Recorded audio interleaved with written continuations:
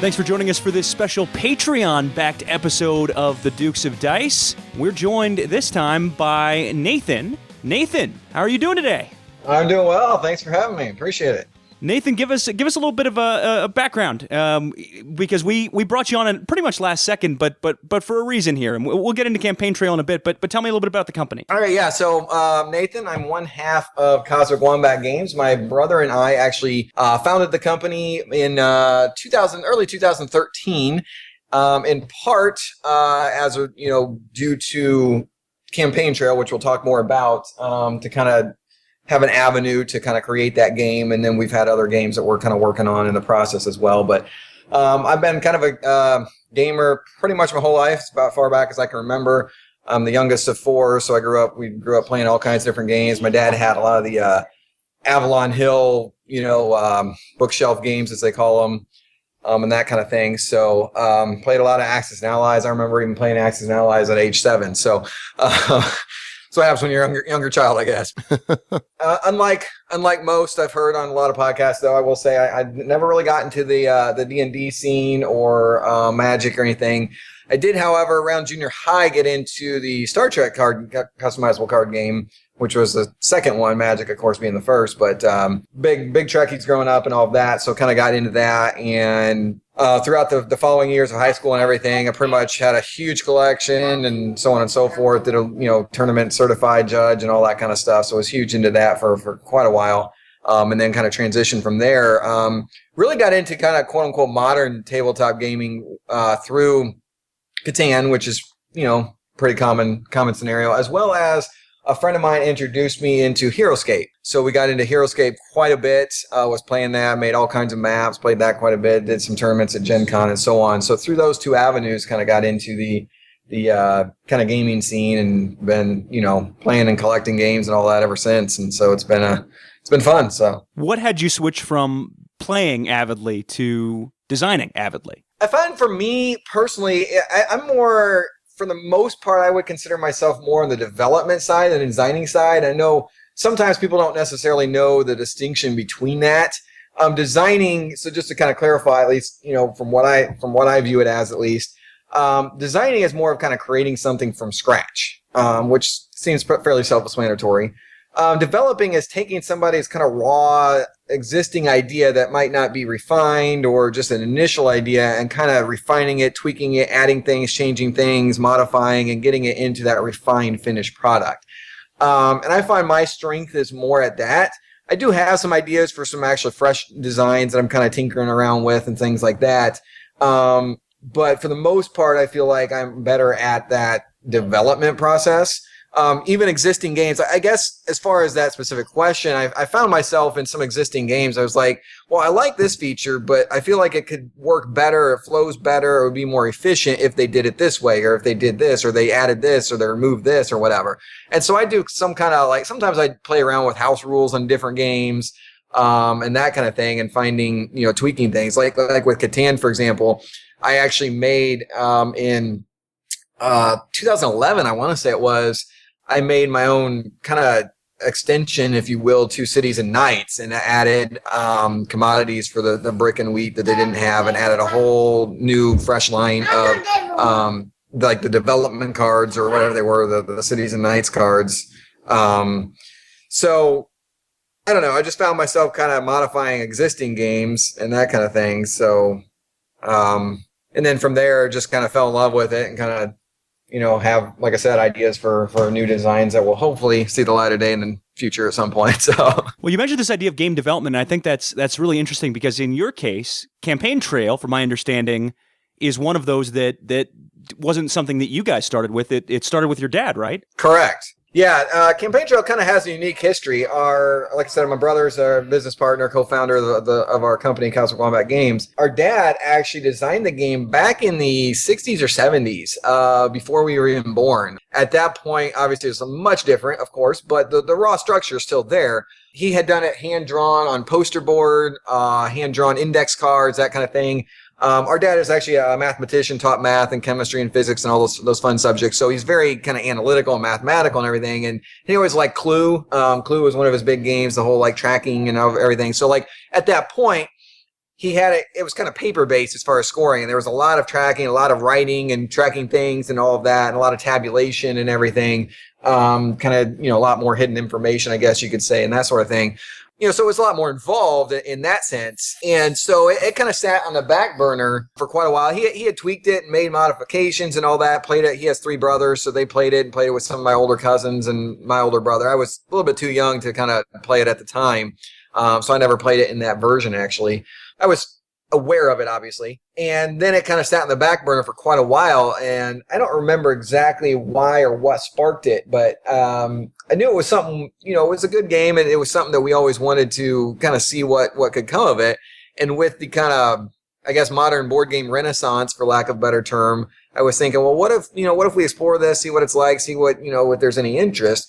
And so in about 2011, my dad and I were talking, and we were talking about it. I said, well, let's try to modernize it. Let's see what we can do. Let's just, let's take it to Gen Con and do some events and just see what the reaction is.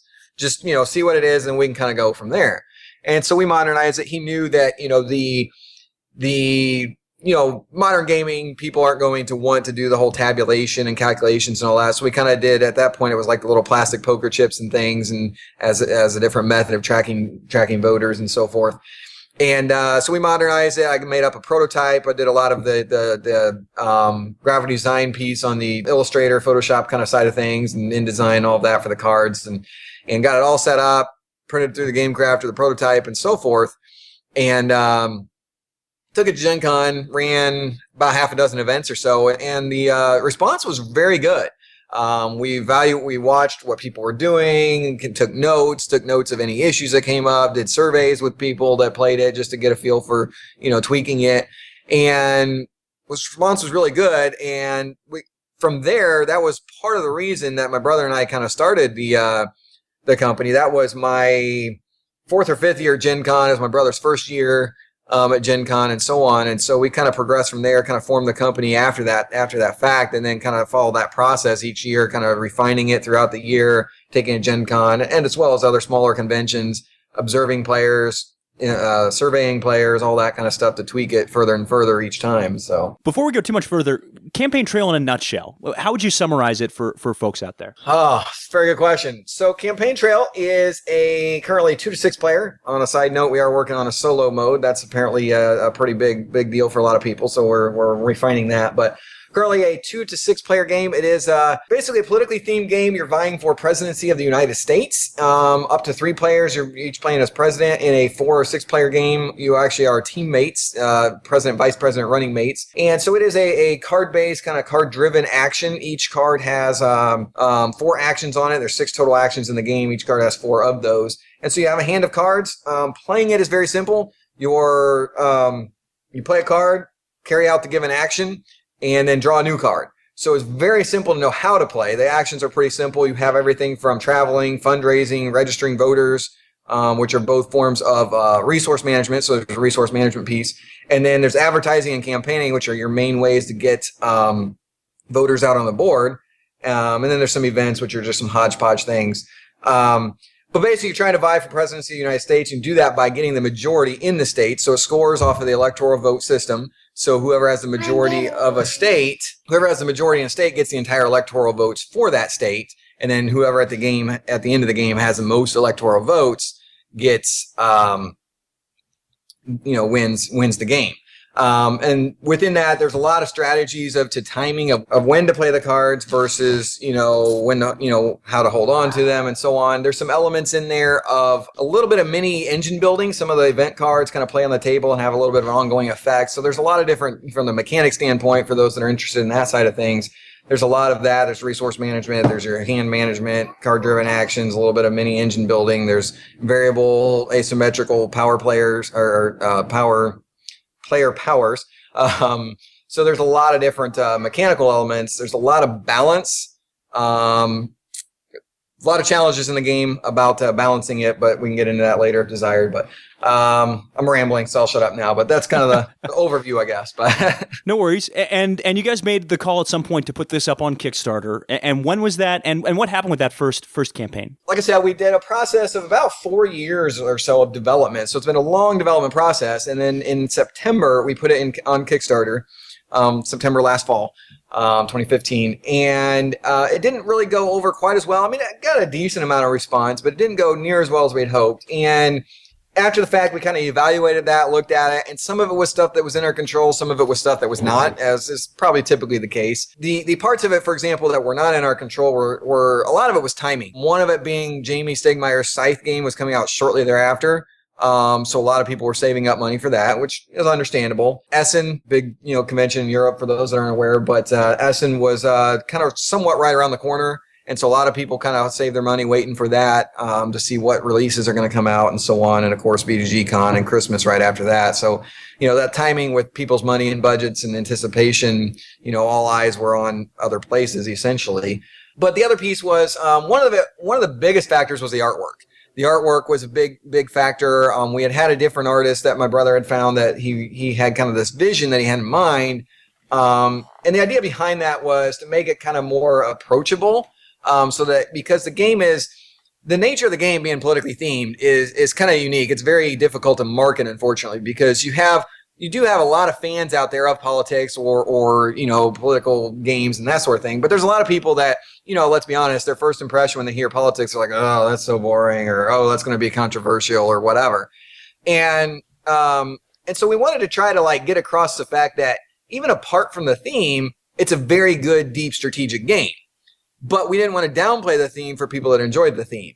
And so it's kind of finding that balance, and it's very hard to do, unfortunately. Like myself, I'm obviously one of the key co-developers, and I don't really like politics, but I love the game. And we've had people that don't like politics, we convince them to play, and once they play, they're like, well, I wouldn't have played it if you hadn't asked me to, but now I see it's a really great game. But it's hard to get that across through just Kickstarter. So part of that approach was kind of my brother's idea was to make an artwork that was more kind of approachable, look more fun, but yet not too satirical or whatever. But the approach we took kind of came across as being more satirical, didn't really fit the feel of the game. A lot of people, we got a lot of kind of pushback on, a lot of feel and so on. And to be honest, behind the scenes, there was kind of a little bit of back and forth between the two of us as well and that kind of thing. So but we learned from it and we kind of adjusted after the fact, found a new artist and took a different approach, kind of looked at other games as well that were in that similar vein and similar play style and feel and time length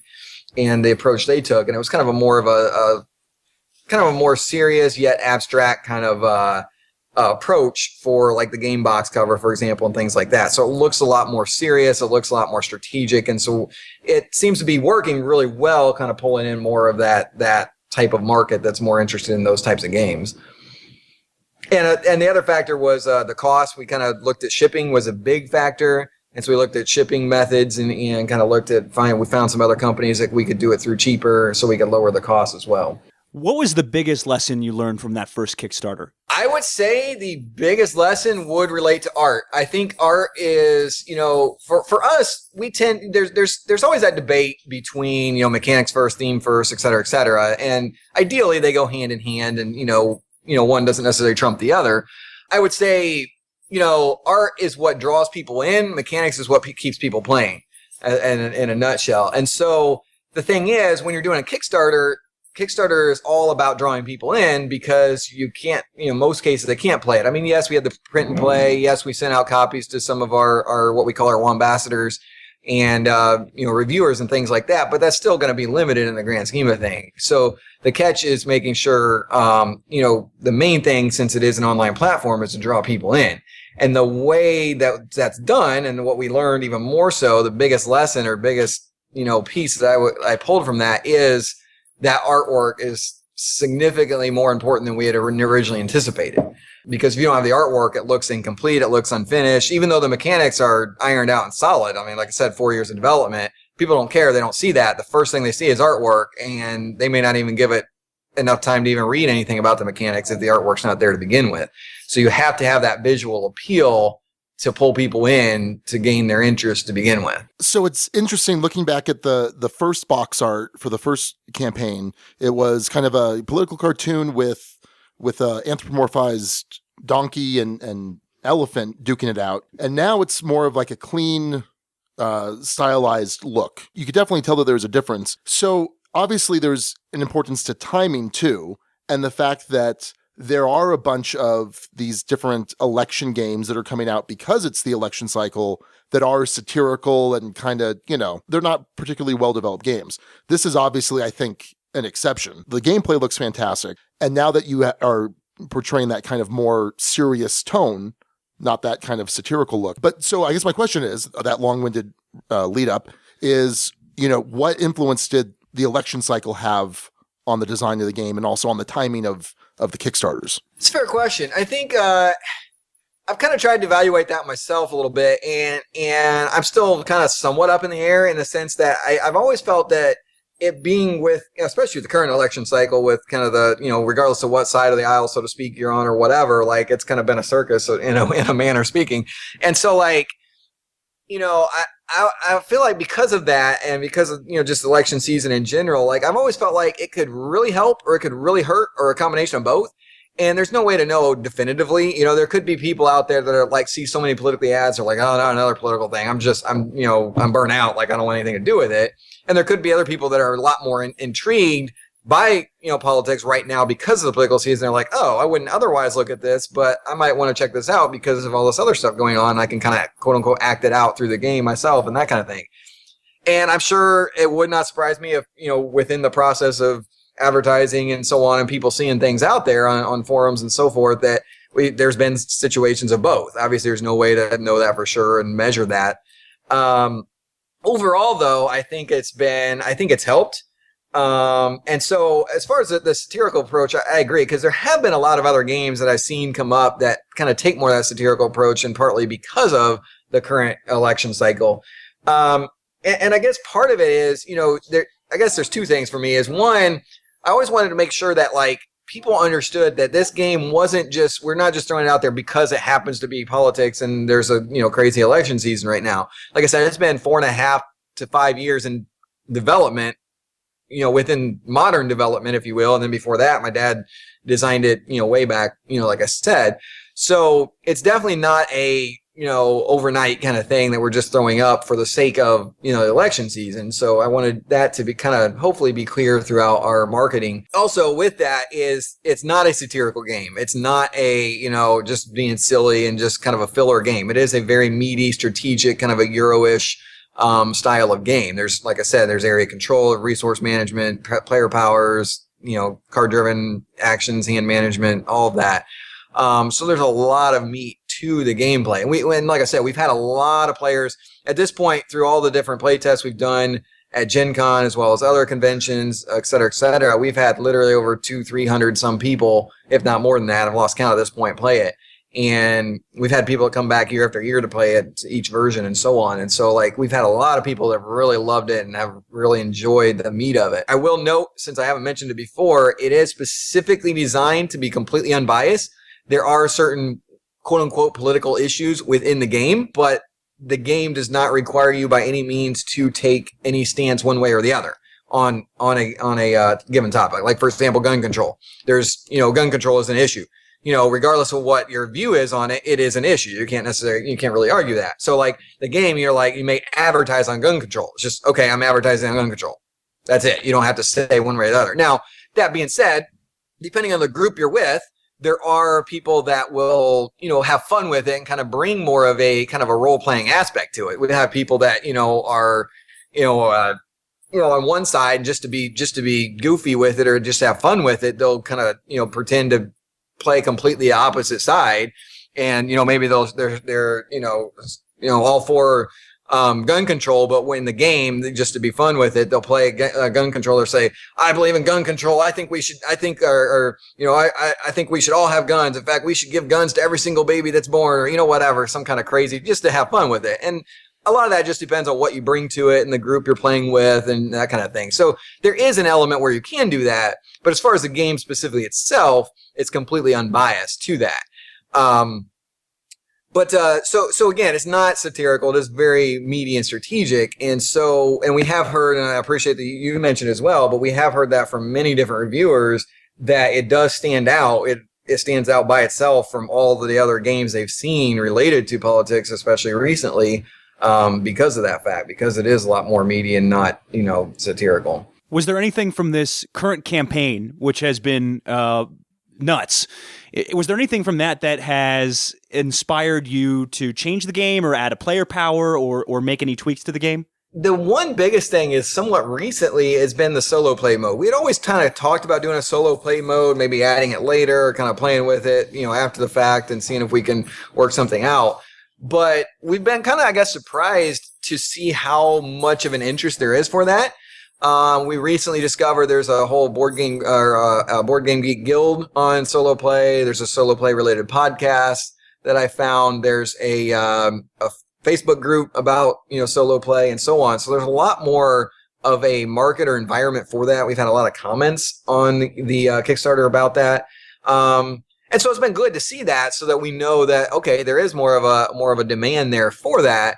And so we've kind of been working on developing a solo play mode, reading some articles. I don't remember the guy's name, but the one that does a lot of Jamie Stegmeier's solo play modes for his games. And he's written some articles on BGG and so on about his approach and ins and outs of creating a solo play. And so we've read a lot of that, read up on that, and been kind of developing that. We're mostly there. It needs a little bit more tweaking and a little bit more play testing. And so that's been, I guess, probably the biggest change, I guess, if you will, during the campaign. There's been a few little things, but most of that kind of carried over from some of the kind of tail end of play testing that we did shortly before going into the campaign, just minor little tweaks here and there that we found from additional surveys and things, but nothing major other than that solo play edition. Hey everybody, the Dukes have created a Patreon account. This lets you support the Dukes of Dice podcast by pledging a small amount per episode we produce, as little as $1 per episode. Your support helps defray the cost of web and podcast hosting, review copies of games, and, with enough support, getting the Dukes to major conventions. There's some great benefits, including early access to episodes, shout-outs, and more. With enough support, you'll help us reach milestone goals, including YouTube Q&A sessions, Google Hangout sessions with industry insiders, and board game media personalities.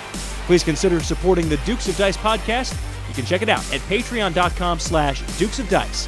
Thank you so much for your support. Game on! You had mentioned that you had almost kind of a back and forth with your brother over the art in this, and I think it's interesting that this company is you and your brother. What are the challenges of that, and what are the benefits of that? Pros and cons. Yes.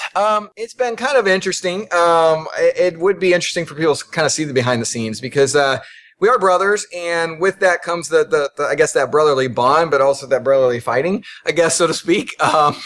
So there have been, and whether for better or worse, we kind of tend to both be very, I guess, bullheaded or stubborn or whatever. So, I guess the kind of pros and cons, I guess. So the challenge, I guess, would be the con of just that finding a way to resolve when we have disagreements, and not letting it get out of control and just no, I want it this way, no, I want it that way, and that kind of thing. We try not to do that. We try to be mature about it, but every once in a while, let's be honest, we're all human. We all have emotions, and sometimes we get emotional about decisions and so on.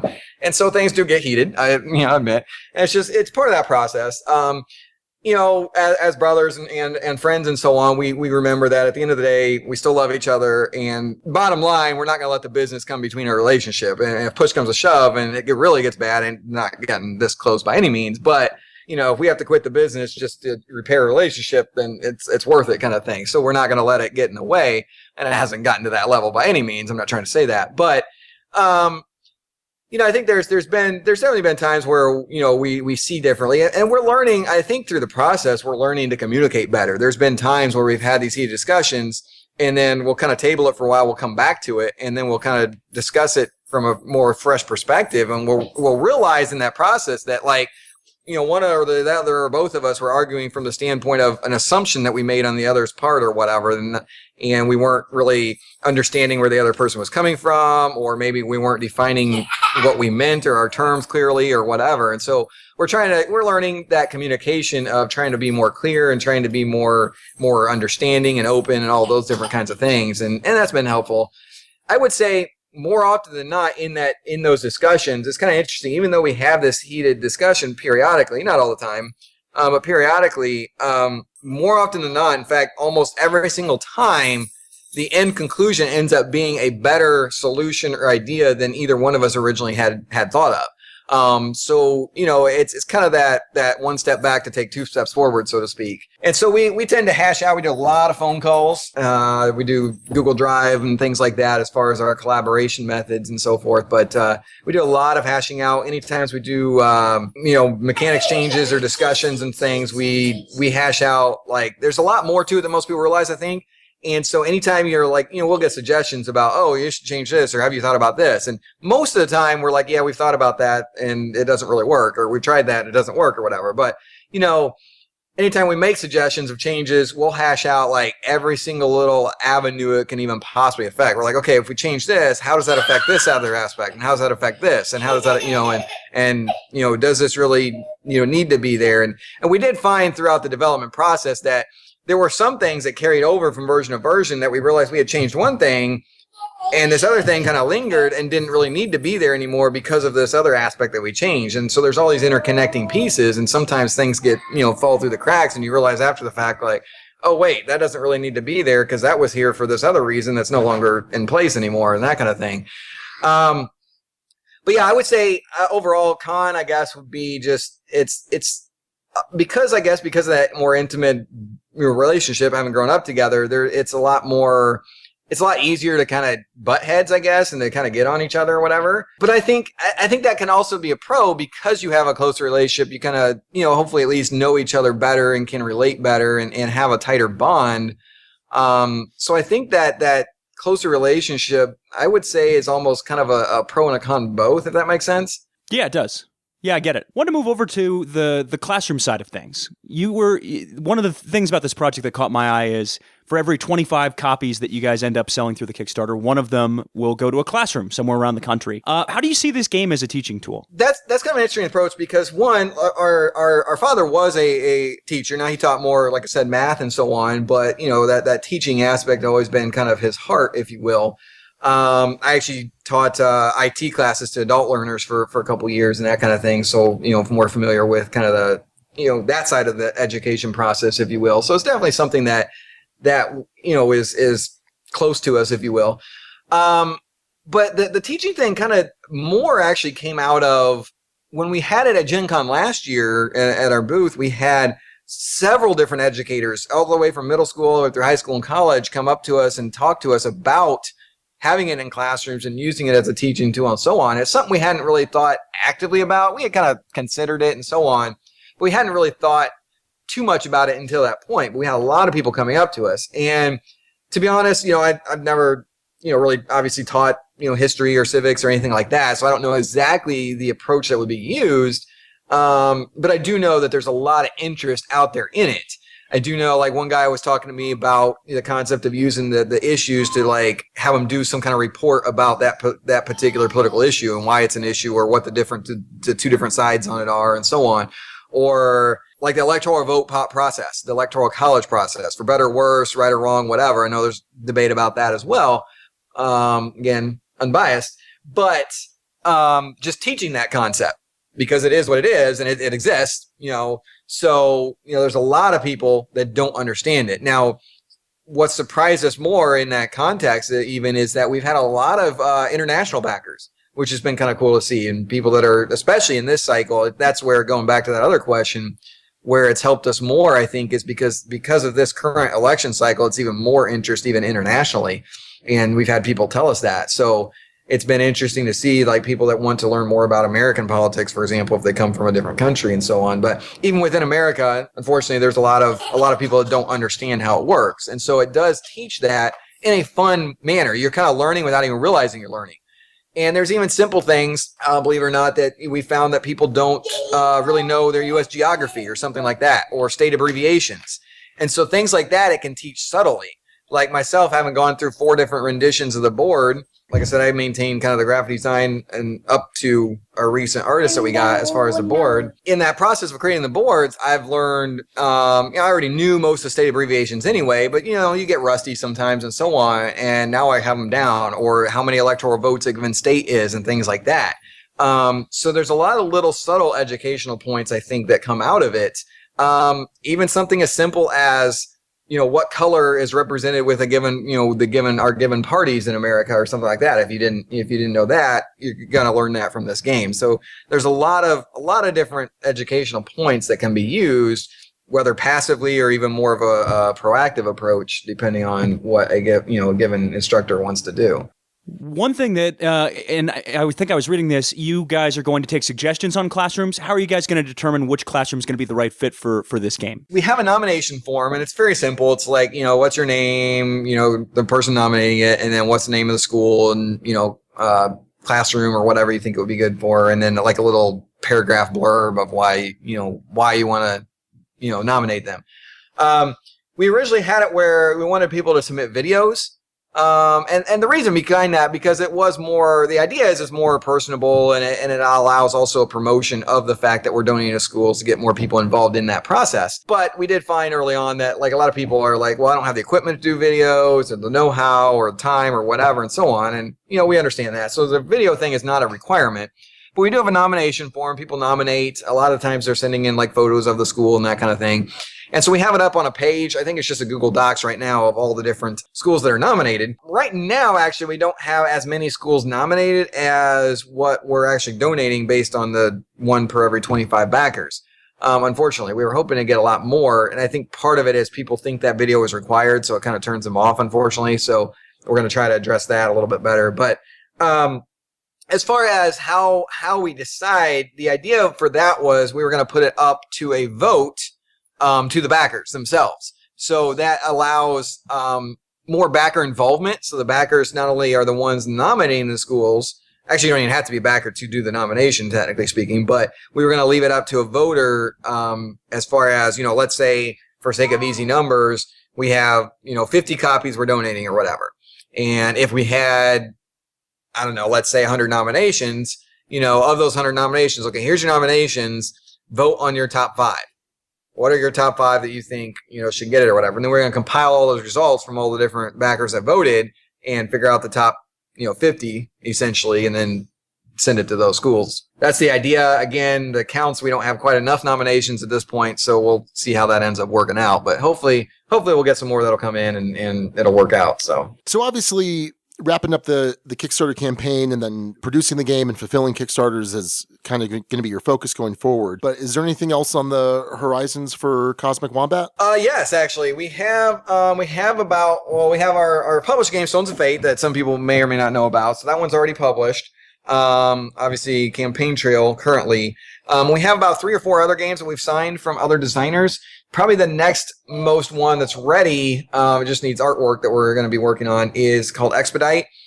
That was kind of unique because it was already designed and produced by the designer, kind of self-published. But that was several years ago, 2011-ish, I want to say. He ran on Kickstarter kind of when Kickstarter was fairly new, so it didn't have much reach. And we kind of signed it from him.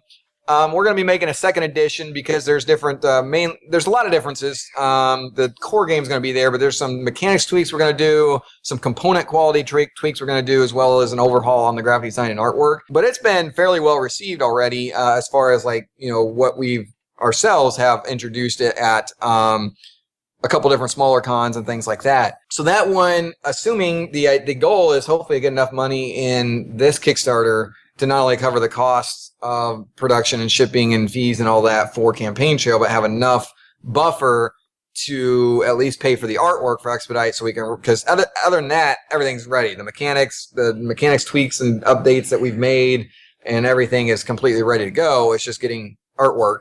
Again, going back to that artwork appeal side of it that we talked about.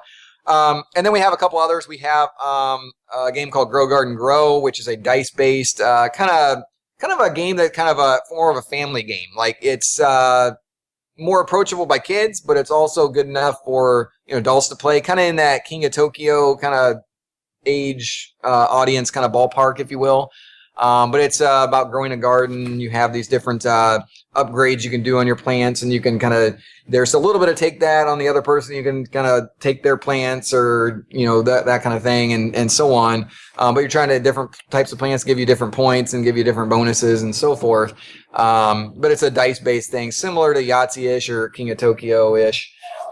differences, of course. But we have a game my brother just recently kind of designed on a fluke, currently called Threads. We'll probably be changing the name, but it's a knitting themed game, which we found inadvertently, coincidentally, that there's a huge cross between board gaming and knitters, which we didn't know about. And like I said, he designed it on a fluke, and then we found that out, that everybody was loving it. And so we're going to be refining that one and developing that. We currently have one called Treasure Mountain, which is a dwarf-based, dwarf-themed worker placement game that has some unique elements of like bumping other workers out of the place and some all-play spots. So, a certain spot that you land on, everybody gets to take advantage of, and so on.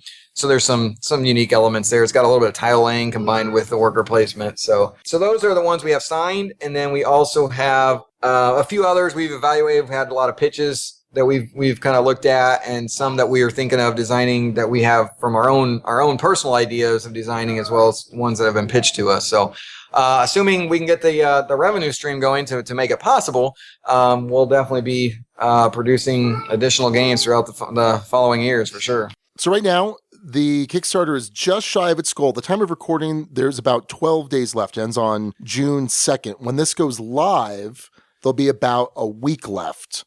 So there'll still be time to get in on this. If people want to get a hold of you or interact with you, are you available on social media? We have a Facebook page, Cosmic Wombat Games. We also have, if anybody's interested, we have what we call a Wombassador program. It's in the early stages, but it's basically people that are fans of us that want to help support us in some form or fashion. We provide more insider information, provide early prototypes and print and play. You have a lot more input and feedback on the game. It's also our initial stop for where we pull like volunteers for conventions and things, which we provide badges and meals and that sort of thing too. All that kind of stuff. So we do have you can ask us about that. We have a newsletter you can sign up for on our website, cosmicwombatgames.com. Website will be getting an overhaul. It needs it, but we're working on that. But we do have a Twitter. We're trying to get more involved with that, trying to learn more about Twitter. We're not the best at that yet, but we're learning. We got to learn somewhere. So, and that's at Wombat Games. And then our emails, it's Jeff@cosmicwombatgames.com and Nathan@cosmicwombatgames.com. So either one of those, you can get a hold of either one of us. So any of those methods would be great. Perfect. Well, thank you so much for joining us, Nathan. Best of luck with Campaign Trail, and we're excited to see the final product. Well, thank you. Appreciate it.